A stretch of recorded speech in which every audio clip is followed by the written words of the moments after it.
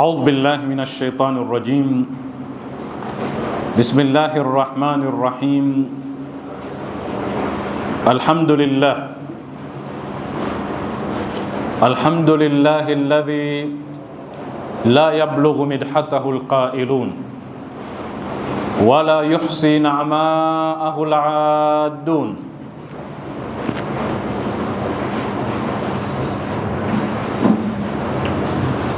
ولا يؤدي حقه المجتهدون. الذي لا يدركه بعد الهمم ولا يناله غوص الفطن. الذي ليس لصفته حد محدود ولا نعت موجود ولا وقت معدود ولا أجل ممدود. ثم الصلاة والسلام على أشرف الأنبياء والمرسلين محمد وعلى آله الطيبين الطاهرين وأصحابه الغر الميامين. بعد، يقول الحق سبحانه وتعالى في محكم كتابه المجيد: أعوذ بالله من الشيطان الرجيم. واضرب لهم مثل الحياة الدنيا كماء أنزلناه من السماء فاختلط به نبات الأرض فأصبح هشيما تذروه الرياح وكان الله على كل شيء مقتدرا. صدق الله العلي العظيم. السلام عليكم ورحمة الله وبركاته. Ndugu zangu, tunaendelea na mfululizo wa darsa zetu kuhusu uhalisia wa elimu, mjadala baina ya mtazamo wa kibepari na mtazamo wa Qur'an. Leo tumo katika darsa ya 21, na katika darsa yetu ya jana tulianza kueleza aina ya 4 ya elimu. Tukasema aina ya 4 ina vifungu kama vitatu. Tutaashiria kifungu cha 4 leo hii. Tulisema elimu vile vile imegawanywa katika elimu asilia, sayansi asilia, natural sciences, zile sayansi za asili, na tumeona ni kama kemia, fizikia, biolojia, astronomia, elimu ambazo zina tafiti maumbile ya asili, sawasawa ni katika binadamu, wanyama, viumbe hai, au katika viumbe ambavyo si hai, jua, mwezi na sayari nyingine. Lakini tukaona kwa upande mwingine kuna social sciences, sayansi za jamii, na hizi hazitafuti katika maumbile ya asilia, bali zinatafuta katika masala ya mwanadamu, maisha yake, jamii ya kibinadamu. Kwa mfano saikolojia inaweza ikaingia hapo, japo kuna kamjadala kadogo tutaonyesha sasa hivi. Kwa hiyo tulitaja sosiolojia, elimu jamii, uchumi, sayansi ya jamii, uchumi, lakini vile vile sayansi ya siasa, political sciences. Manake mambo ya siasa ni mambo ya maisha ya kijamii ya watu. Lakini tuliona kwa mfano masala ya utamaduni wa watu na namna wanavyoishi. Haya tulisema ni katika social sciences, sayansi za kijamii. Lakini tukasema kuna sayansi rasmi ambazo yani formal sciences, ni kama mahesabu. Mahesabu sio katika sayansi asilia wala sio katika sayansi za kijamii, na hizi taaluma kwa hakika zinaingiliana na zinahitajiana. Kuna nukta moja muhimu sana niliona ni vizuri niashirie. Kuna kinachoitwa katika elimu humanities, yani sayansi ambayo inahusu mambo ya kibinadamu. Hili nimependa niliashirie. Kwa mfano kusoma lugha za watu lugha kwa maana ya fani ile ya kilugha. Lugha sio kwa maana ya utamaduni, na tutaona kwamba kuna kuisoma lugha kama kiwakilishi cha utamaduni wa watu, na kuna kuisoma lugha kama fani ya namna wanavyozungumza na kujieleza. Kwa hiyo hilo linaingia katika humanities. Falsafa inaingia katika humanities. Fasihi kama nilivyosema, lakini na hiyo linguistic, fasihi ya watu, yani namna wanavyojieleza, wanavyoteua maneno, wanavyotengeneza mashairi yao, wanavyotengeneza riwaya zao. Nadhani tumeelewana katika hilo. Hili nitaka tuelewane. Sasa humanities, hizi fani zinazohusu binadamu, na masala ya social sciences, sayansi ya jamii, ni mambo ambayo yanakutana, kwa sababu lengo ni kuelewa mawazo na ule ubunifu wa binadamu. Ndio maeneo ambayo yanakutana. Haya nilipenda kuashiria. Sasa ndugu zangu, nataka tuanzie tulipokomea. Baada ya kueleza tabia ya elimu sayansi asilia, tukasema kwamba binadamu kazi yake ni kuchunguza kanuni zilizokuwa pale. Tukatoa mfano wa masafa baina ya jua na sayari yetu ya dunia, na jua linafanya nini katika sayari yetu, mwendo wa kasi ya mwanga na kasi ya sauti, na mwanga unasafiri vipi kufikia katika sayari yetu. Tukasema haya yote ukiyasoma, kwa hakika huja ya tengeneza, umeyagundua, ndio hiyo discovery. Ni mambo yapo, ni kanuni ambazo zipo. Unaposoma biolojia ukazungumza kuhusu moyo na kazi yake katika kusukuma damu, na ukazungumza kuhusu damu inasafirishaje oksijeni katika mwili wa wanadamu, na hewa chafu ile carbon inatokaje, wewe hugundui, wewe utengeneze, lakini unagundua kilichokuwepo. Figo zinafanyaje kazi, unagundua, lakini sio kwamba unatengeneza. Sio, tumesema katika sayansi za asili mwanadamu anagundua kilichokuwepo. Hili ndio ambalo tumelizungumza. Lakini tukasema sayansi za asili hazina ubaguzi katika kusoma. Kasome kwa yoyote, tofauti na kusoma sayansi za kijamii. Tumesema kwamba utasoma theolojia ya watu wengine, utasoma uchumi usiokuwa wa Kiislamu, ukaonyesha huu ndio uchumi sawa sawa wa kiliberali, una riba, na kuna uchumi wa Kiislamu. Lakini katika haya mambo ya sayansi za asilia hakuna dini ndani yake. Hii nukta muhimu nataka twende nayo. Baada ya kufika hapo, tumeeleza kwamba japokuwa wataalamu wa Kiislamu wanasema kwamba hizi sayansi za asili tunaweza kusoma kwa yoyote bila ubaguzi, lakini kuna hatari namba moja, ndio tulianza jana, ya kwamba elimu ilipoingizwa katika mfumo wa pesa, kwamba kama huna pesa huwezi kupata elimu, elimu ikawa ni huduma inayouzwa,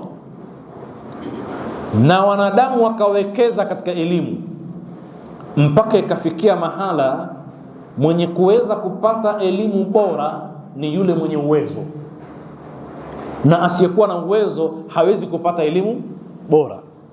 Allahumma illa ikiwa atapewa usaidizi, scholarship, ambao malengo yake ni kutumiwa baadaye.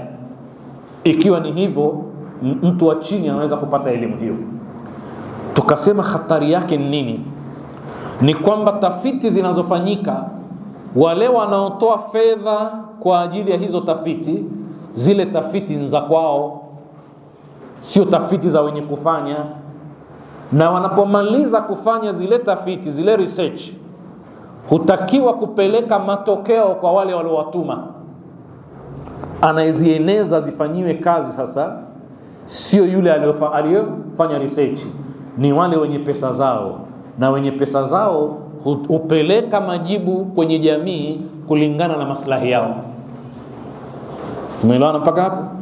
Na tukasema kwamba inawezekana kabisa ikawa ni serikali, lakini inawezekana ni makampuni mbalimbali ya kibiashara ya madawa, au mfanyabiashara au mtu shoga baradhuli anataka research imfeve yeye, impe nafasi, imhalalishie ushoga, kuonyesha kwamba tabia yake ile ni asli, ni maumbile, sio matakwa yake. Kwa hivyo ni haki yake yeye kuwa katika hali ile, kwa sababu nature ndiyo ilivyomteua awe vile. Huu utangulizi ni muhimu sana ili tujue tunaanzia wapi ili kuendelea kwenda mbele. Kwa hii nukta ya kwanza tumeielezea kwamba ni moja katika matatizo, japokuwa natural sciences, sayansi za asilia hazina dini, lakini kidudu mtu anaweza kuingia akatutoa nje ya principle, kanuni. Ule ugunduzi ambao anatuwasilishia sisi ukawa sio ugunduzi sahihi. Hii ilikuwa ni nukta ya kwanza, nimeielezea ili tuingie nukta ya pili. Nukta ya pili katika hizo sayansi za jamii nimeita ni uhusiano baina ya sayansi za jamii na sayansi za asili. Swali dogo ni kwamba, je, kuna uhusiano? Nataka tukae vizuri kusikilizana katika hili. Tushazielewa sayansi za asili, tushazielewa. Na tumesema kazi ya mtaalamu ni kugundua kanuni, principles zilizokuwepo. Lakini zile kanuni ambazo zipo katika sayansi asilia, kwa mfano katika utendaji wa mwili wako, katika masala ya astronomia na mengine, zile kanuni, je, ziko hivyo hivyo katika sayansi za jamii? Kwa lugha nyingine, je, sayansi za kijamii zinatawaliwa na kanuni vile vile? Na kuna uhusiano gani baina ya vile hivi? Hii ni nukta ya msingi sana. Ikiwa tunataka kutoa majibu ya haraka, majibu ni kwamba kuna uhusiano mkubwa sana, tena sana, baina ya kanuni zinazotawala sayansi za asilia na kanuni zinazotawala sayansi za kijamii. Kwa lugha nyingine, sayansi za kijamii nazo zina kanuni zake. Kama ambavyo kule mtaalamu anasoma ili agundue kilichokwepo, na huku vile vile anatakiwa asome agundue kanuni zinazotawala maisha ya kijamii. Kwa lugha nyingine, kwa kuwa sayansi za kijamii tumesema nzipi? Tumesema ni sosiolojia, tumesema ni uchumi, tumesema ni siasa, tumesema ni masala ya tamaduni. Kwa lugha nyingine ni kwamba katika hivi vyote, uchumi, sosiolojia na vingine, kuna kanuni zake, na mwanasayansi anafanya kazi kuzigundua.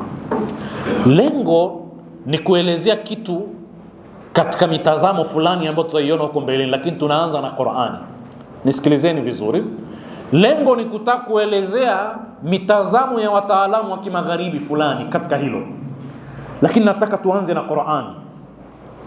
Mwenyezi Mungu anasema, wadrib lahum mathala alhayati dunya, wapigie hawa wanadamu ewe Muhammad mfano wa maisha ya hapa duniani.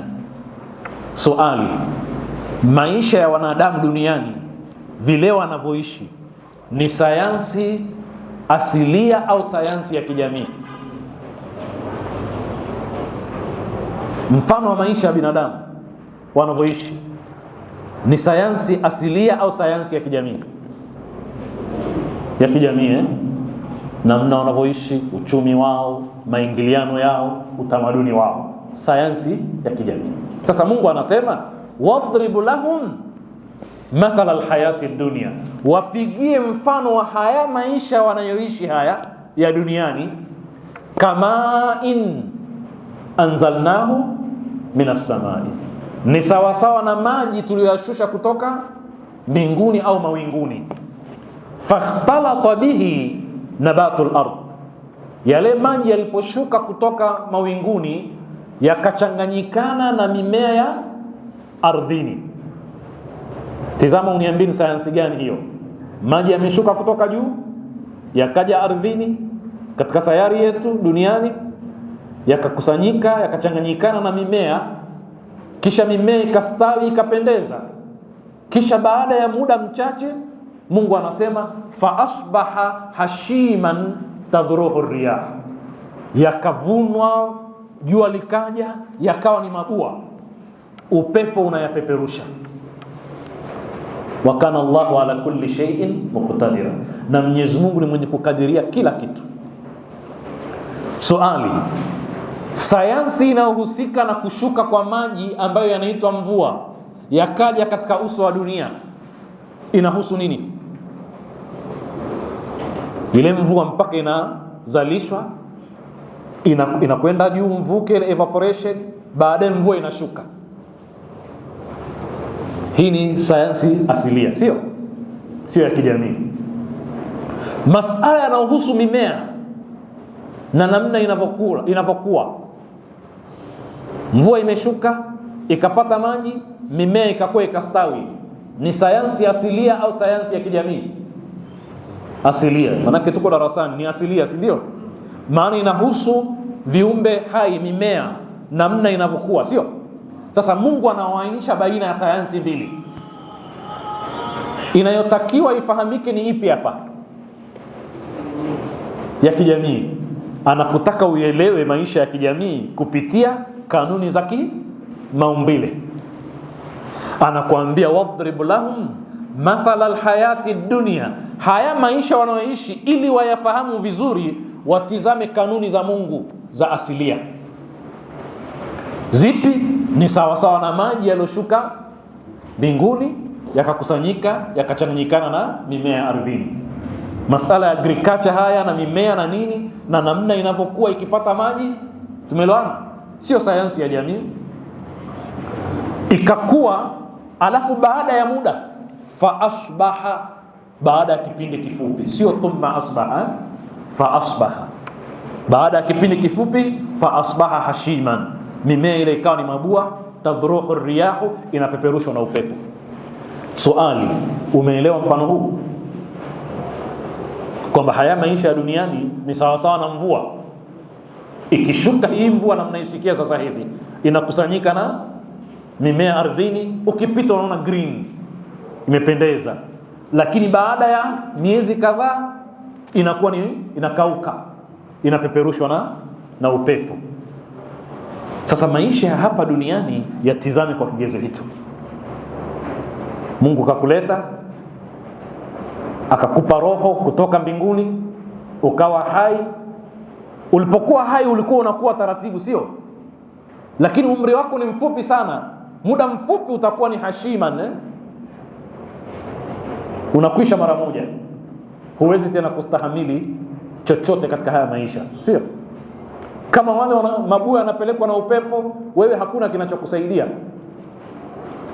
Kila unachokula hakikufai, unachokunywa hakikufai. Wewe tayari umeshakuwa ni mtu ambaye kama vile muda wako umekwisha, tena haustawi. Lakini kuna wakati ulistawi ukapendeza, sio? Ukavutia, alafu baadaye ukabadilika ukawa mabua. Kwa maana maisha yako yanakwenda kama maisha ya mmea, sio? Na mmea uhai wake unatoka mbinguni. Wengine wanasema kutoka mbinguni ule uhai ni roho, lakini uhai kwa maana ya mafunzo ya kiroho yanayotoka mbinguni yanakupa uhai, unastawi, alafu baada ya muda mtu anabadilika, anaondoka. Nataka mfano tuchukue hivyo hivyo tuendelee kuelewa. Kisha Mwenyezi Mungu anasema wal qamara qaddarnahu manazila, na huu mwezi mnaoona tumeukadiria hatua, vituo.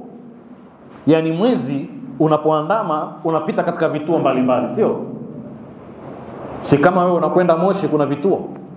Unapita pale kwa Mrefu, sijui unapita Kimandolu, Tengeru, sijui wapi, vituo, sio? Na kila kituo kina tabia yake.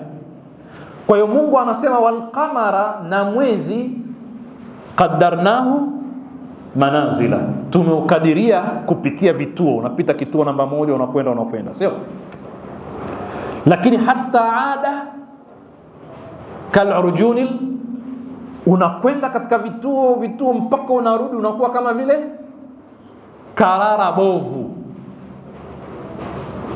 Katika lugha ya shairi kakulaini, yani kama vile ukucha ulokata, maanake unakwenda mpaka mwenyewe unatoweka, si ndio?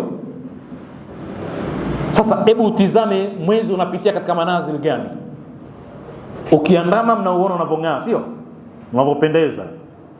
Alafu unakwenda unafifia, alafu unakuja katikati ya mwezi unang'aa na kuvutia sana, unaitwa Badr, unaitwa mbalamwezi, Kila mmoja akitoka usiku anafurahia namna unavong'aa, Na ndio Waarabu katika shairi zao na fasihi yao, mtu akipendeza anaitwa Badri. Kisha unakwenda unaanza kupungua, kisha unatokomea kizani. Na nenda kagugwa uone karara bovu likoje. Ni kama kakuti kalichojipinda hivi ambako ni kakavu, kamekwisha, sio? Mwanadamu anapozaliwa ni kama mwezi ulioandama, kisha anakuwa taratibu, anafikia kipindi sasa, kama ni binti ndio kipindi anavutia, anapendeza. Mkijana ndio istawa, balagha shuddahu wastawa. Na ndio maana utaulizwa siku ya kiyama, katika mambo yote utaulizwa kuhusu umri wako. Umri unahusu kuanzia ulipozaliwa mpaka ulipokufa, Lakini utaulizwa swali hasa wa anshababika, utaulizwa kuhusu ujana wako, kwa sababu ujana ni special, ni wakati maalum, ni wakati wa kupendeza, ni wakati wa nguvu, ni wakati ambao nguvu zote, sio nguvu ya aina moja tu, nguvu ya mwili, nguvu ya akili, nguvu ya kijinsia, nguvu za kila kitu. Kama ni kucheza mpira, ni nguvu za kucheza mpira, nguvu za kila namna, ndio wakati wake, ndio balagha ashudda. Wakati huo mwezi umefikia katika Badri, unavutia.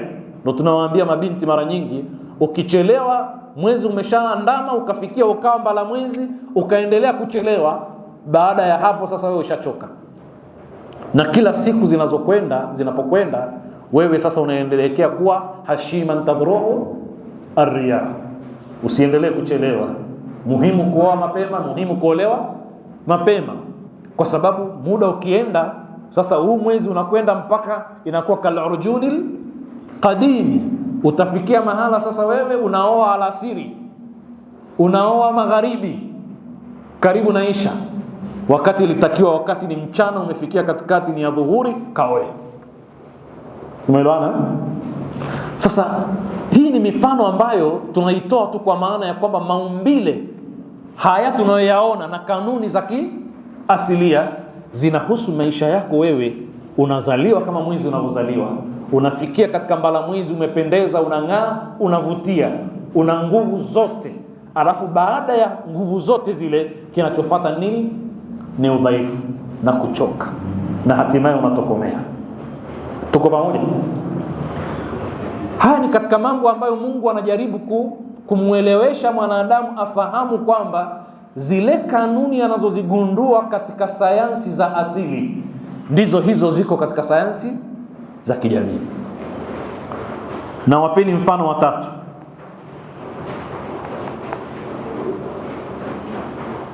Mwenyezi Mungu Subhanahu wa Ta'ala anasema yukhrijul hayya minal mayyit wa yukhrijul mayyita minal hayy.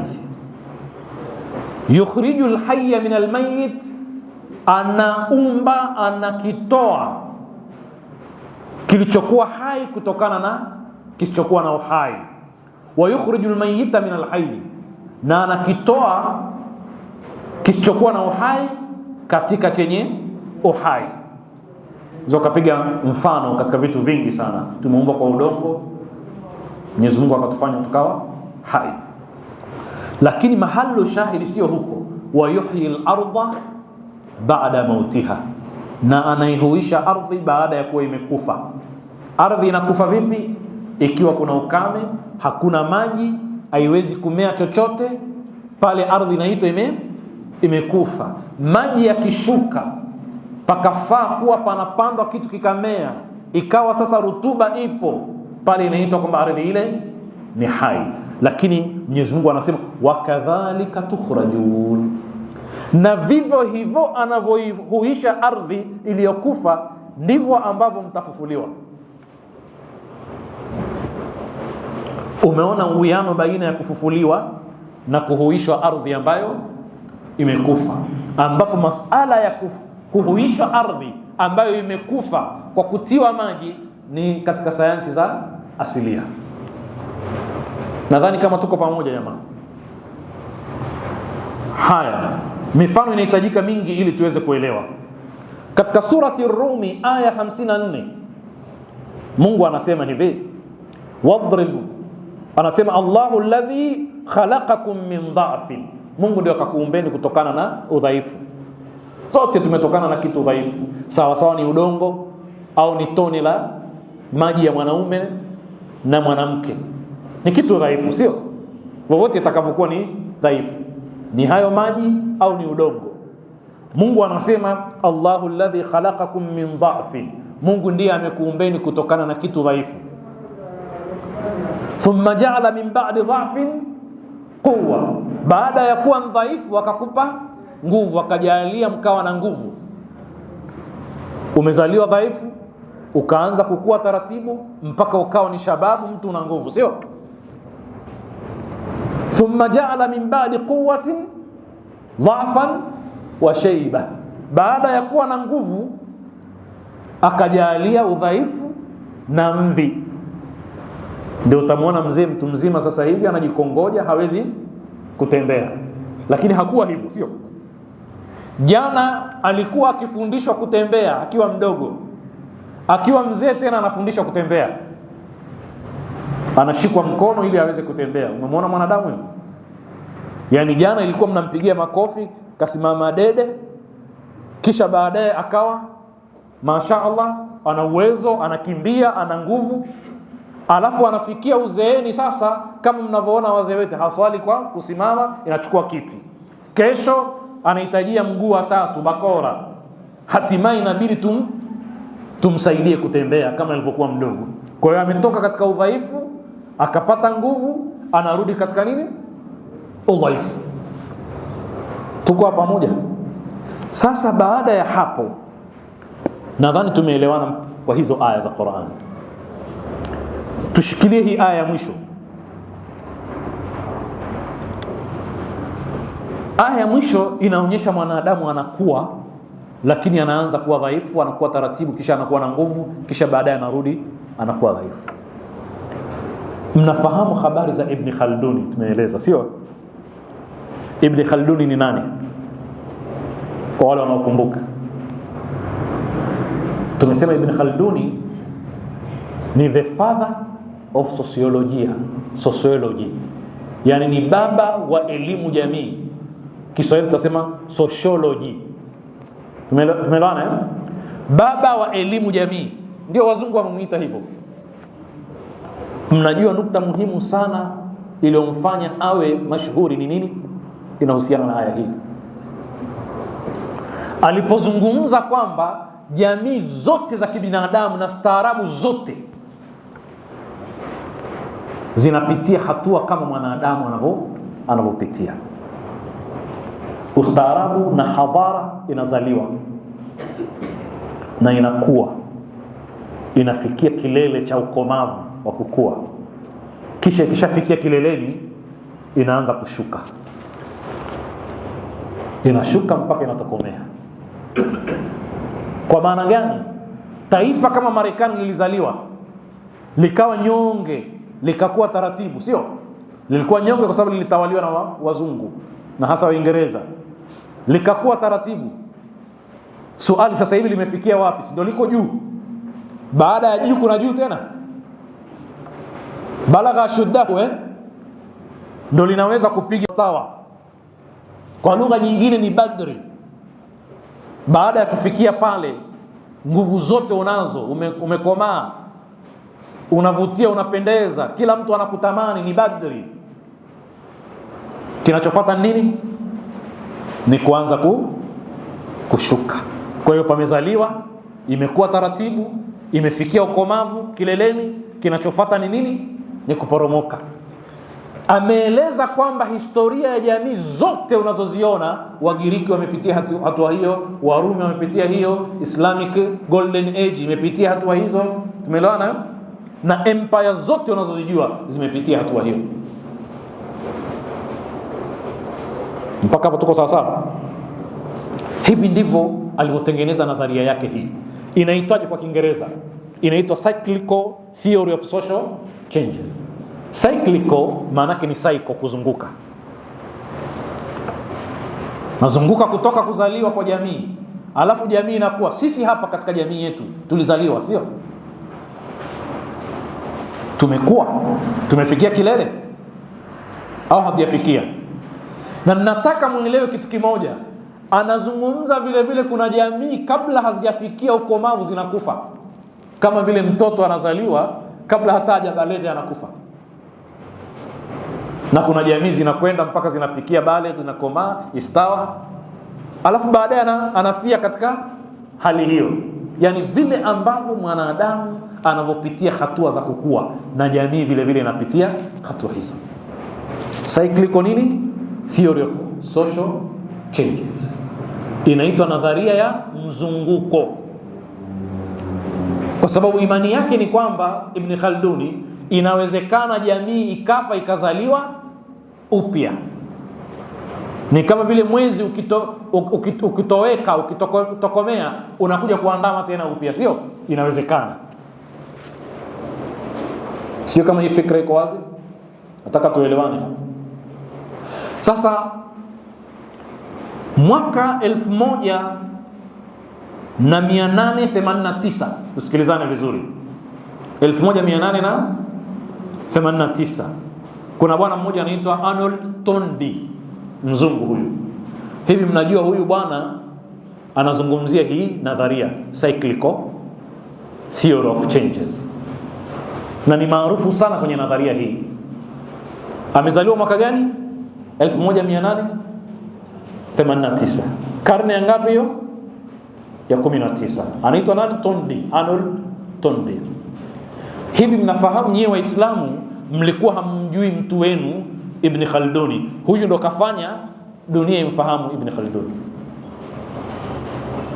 Ndio yale tunayasema kila mara, unaweza ukawa na bidhaa yako hujui thamani yake mpaka aje mtu ambaye akuambie ina thamani, sio?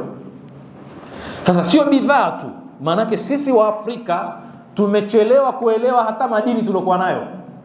Wazungu wakija wanasema kwamba kuna hiki. Tunajua habari ya mtu alogundua mlima Kilimanjaro, ndio kagundua kwamba ni mlima mrefu duniani.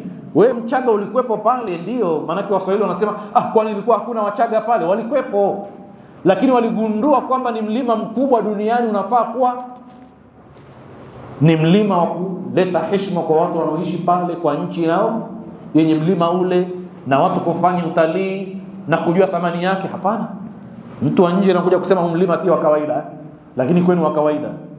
Je, madini yote tuliokuwa nayo tuligundua sisi? Kina cobalt tuliokuwa nayo, cobalt kule Kongo, almasi tuliokuwa nayo sisi Tanzania, na mengine na mengine na mengine. Sisi ndio wa kwanza kusema haya ni madini? Au walikuja watu wakasema kuna vitu vya thamani wenyewe havijui, kisha na nyinyi mnashtuka kumbe yana thamani? Kama ambavyo tumechelewa kujua vitu asilia ambavyo vina thamani, mara nyingi tunachelewa pia kujua watu wetu wenye thamani. Huyu Toynbee wa mwaka 1889 ndiye aliyemtangaza Ibn Khalduni duniani kwamba si mtu wa kawaida. Mpaka hapo tuko sawa sawa. Sasa Toynbee anapigania fikra hizi, lakini muasisi wake nani? Ibn Khalduni. Kwa sababu gani?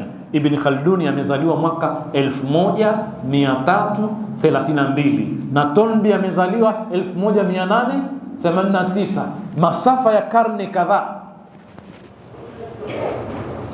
Na Ibn Khaldun ametoa wapi hii fikra? Allah khalaqakum min dha'fin wa ja'ala min ba'di dha'fin quwwa wa ja'ala thumma ja'ala min ba'di quwwatin dha'fan wa shayba. Kaitoa kule. Lakini alifanya kazi gani? Kawaanisha kanuni za sayansi asilia na sayansi ya kijamii, kwamba jamii zote lazima zipitie hatua hivyo hivyo. Inazaliwa, inakuwa, inakomaa, kisha inakwenda, inakufa. Fikra iko sawa sawa jamaa? Tuko pamoja?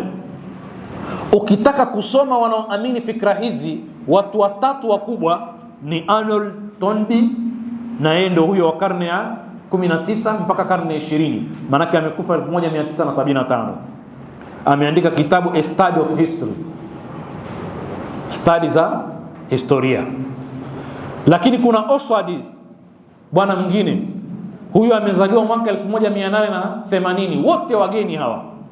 Ameandika The Decline of the West, anazungumza kuanguka kwa nchi za kimagharibi katika hadhara zao, civilization zao. Zilizaliwa, zikakua, zikafikia mahala zikafa. Lakini mwingine ni Pareto, naye ni mwaka 1848. Wote hawa wamezaliwa karne ya 19, na Ibn Khaldun amezaliwa karne ya ngapi? Ya 14. 19 na 14 kuna karne ngapi hapo? Takriban 5. Kayasema miaka 500 kabla hawajasema. Na nadharia inaitwa nini? Cyclical theory of social changes. Tunaiita nadharia ya mzunguko. Nadharia ya mzunguko. Mwanadamu anakwenda katika mzunguko huo wa kuzaliwa, kukua na hatimaye kufa. Sasa nenda kapime kokote pale. Unaweza ukaisoma jamii ukasema ina umri gani, imefikia wapi sasa? Tizama jamii yako pale ambapo mmeanzisha jambo lenu. Je, mmefikia kilele? Kufikia kilele ni ule ukomavu wa hali ya juu, balagha shuddahu, mmefikia katika Badri, jaala min ba'di quwwatin au min jaala quwwatan, mko katika quwwa, na baada ya quwwa nini? Ni dhaifu ambayo itakuja taratibu. Kwa hivyo ukishafahamu haya, maana yake ni Marekani hatakuwa superpower siku zote, kwa sababu jana Muingereza alikuwa superpower, lakini yeye yuko katika kuporomoka. Bado hajafika mwisho, lakini anaporomoka, sio? Lakini alikuwa superpower siku moja, mpaka kaitwa kwamba ni taifa ambalo jua halizami katika taifa hilo. Yani ana maeneo duniani kwamba upande mmoja pakizama jua, kuna ardhi zake sehemu nyingine jua linachomoza. Kwa hiyo ni taifa ambalo jua halizami. Haya, leo iko wapi? Si ndio Uingereza ilotawala Marekani? Lakini leo wako wapi? Na wala sio wao wanaoongoza Ulaya kwa uchumi na maendeleo. Wako wengine ndio wako mbele, yeye yuko nyuma. Na anapokwenda kwa mtazamo wa Ibn Khaldun, imma azaliwe upya au aporomoke mpaka sifuri na atoweke. Ibaki kwamba kuna taifa liliitwa Uingereza katika historia, lilikuwa na nguvu. Kama tunavyozungumza Wagiriki ambao sasa hivi ukiwatafuta katika ramani ya uso wa dunia wa superpower hayupo. Kama ambavyo tulipokuwa tukizungumza kuhusu Warumi, alikuwa superpower na alitawala dunia yote mpaka Afrika, hasa maeneo ya kaskazini, katika elimu, katika jeshi, katika uchumi. Mpaka leo imebakiwa na mabaki ya kwamba mkiingia shuleni mnafundishwa namba za Kirumi, mnafundishwa vitu kama vile, ni katika mabaki hayo, sio? Nani asiyejua namba za Kirumi? Haya unazisoma za nini?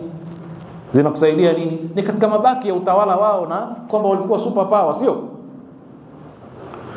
Na kama ambavyo hali ya Waislamu walikuwa kufika juu wakaanguka, sio? Swali ni kwamba wanazaliwa upya au wanaendelea kuporomoka? Unatakiwa ufanye tathmini kujua Waislamu hapa walipokuwa kimataifa ni jitihada za kuzaliwa upya au wanaendelea kuporomoka, wanaenda sifuri. Hayo unaweza ukafanya utafiti sasa kama unavyofanyika katika sayansi za asili.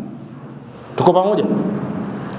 Na katizame wa Mongoli ambao waliweza kupiga mataifa mengi, China wakaishinda, wakaingia mpaka kwa Waislamu na kadha katika mataifa ya Ulaya. Haya Mongolia nani anaijua? Ina nafasi yoyote? Mpaka sasa hivi watu wa China kule wapi inaitwa ni Mongolian face, zile sura za Kimongoli. Wana uso mpana kama wa Afrika, sio? Na sura zao sana, ukitaka kujua utajua utamaduni wao tu, wanaishi kwenye baridi na kula nyama sana basi. Lakini historia ile ya ushujaa nini washaporomoka, washashuka mpaka chini. Haya ndio mazingira ya kihistoria na sayansi ya jamii inavyoelezwa na wataalamu hawa. Sasa mpaka hapo tumeona angalau uhusiano wa kikanuni. Sasa kwa mfano, uchumi una kanuni, hauna kanuni? Tumesema uchumi ni sayansi ya jamii, sio sayansi asilia.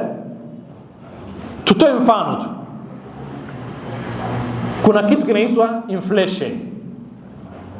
Inflation Kiswahili chake ni nini? Mfumuko wa bei. Mfumuko wa bei maana yake nini? Ni ile kuwa utatumia pesa nyingi kununua kitu kidogo. Kwa mfano, la samaha Allah, tuseme Tanzania pamekuwa na mfumuko wa bei, mkate tunaonunua 2,000 utauzwa 4,000 5,000. Tumeelewana? Yani ule mkate ni ule haujazidi ukubwa, lakini pesa utakaonunua nao ni pesa nyingi zaidi. Anayetaka mfano zaidi aangalie Zimbabwe pindi walipowekewa vikwazo wakati wa Rais Mugabe. Mtu anaweza kutoa milioni 1 ananunua chakula cha mchana tu, sio? Nunua kwa milioni 1 kwa mfano. Huo unaitwa mfumuko wa bei. Lakini je, kuna kanuni za kifedha zinazosababisha pawepo na mfumuko? Bila shaka kanuni zipo, sio?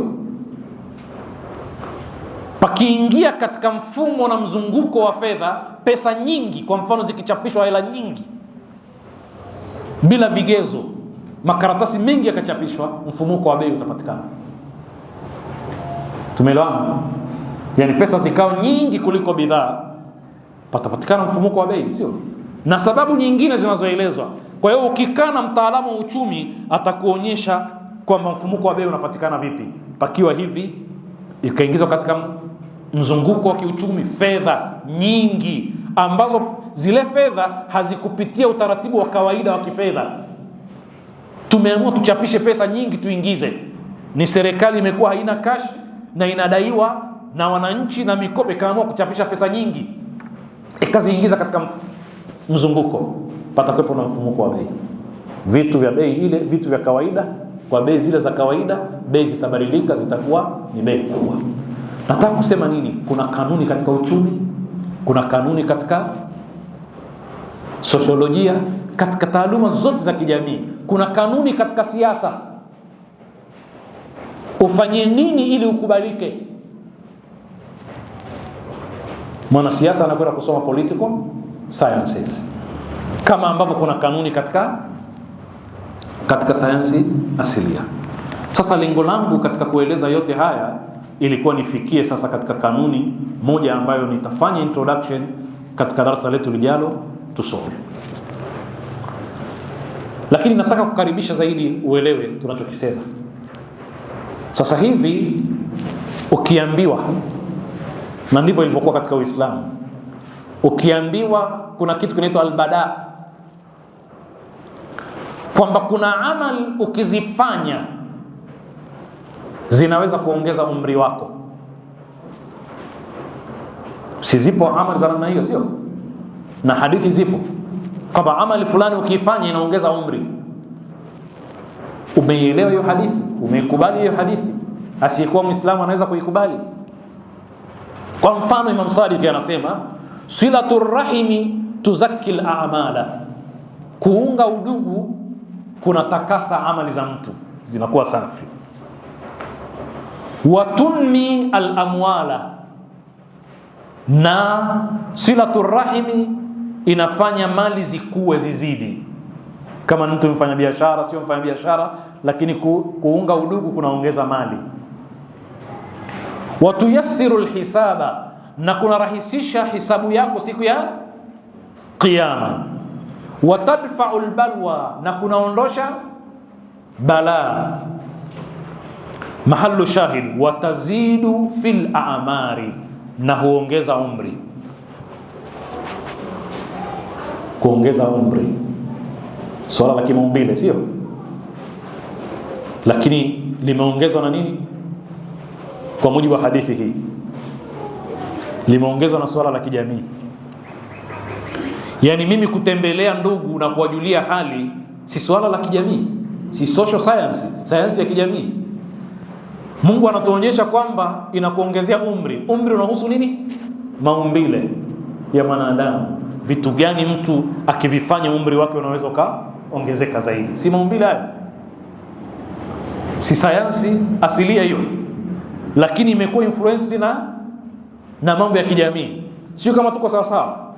Na wewe ikiwa una imani ndogo unaweza ukaingia wasiwasi, mimi kutembelea ndugu kuwajulia hali kutaongezaje umri? Lakini ukienda kwa daktari akakwambia, bwana, kwa maradhi yako haya ya kisukari wewe namna hii, bwana, wewe unaweza ukaondoka. Kwa maradhi yako haya la samaha Allah ya ukimwi haya, hutachukua miaka 3-4 utakufa. Lakini ukitumia dawa umri wako utaongezeka. Ukifanya mazoezi unaweza ukaishi na sukari yako vizuri sikusumbue. Ukifanya mazoezi maradhi yako haya ya pressure unayaweza. Kwa hivyo maana yake utaishi umri mrefu zaidi. Unamuelewa daktari? Umuelewi? Wakati unamuelewa na unaelewa kwamba umri unaweza ukaongezeka, na unaielewa albadaa ambayo wanaamini wafuasi wa Ahlul Bait kwamba kumbe nikifanya mazoezi umri unaweza ukaongezeka kwa sababu nitapata afya zaidi. Daktari anaeleweka akisema vile. Alafu kwa nini unasita kumuelewa mtume au imamu akisema kwamba kufanya kuunga udugu kunaongeza umri? Ilikuwa inatakiwa waanisha baina hivi vitu viwili kwa sababu vinakwenda sambamba. Leo tutakomea hapa, lile tunalokusudia sasa tutalizungumza katika darasa yetu ijayo. Nas'alullah al-auna wa tawfiqa lima yuhibbu wa yardah, innahu waliyut tawfiq wa bihi nasta'in walhamdulillahi rabbil alamin.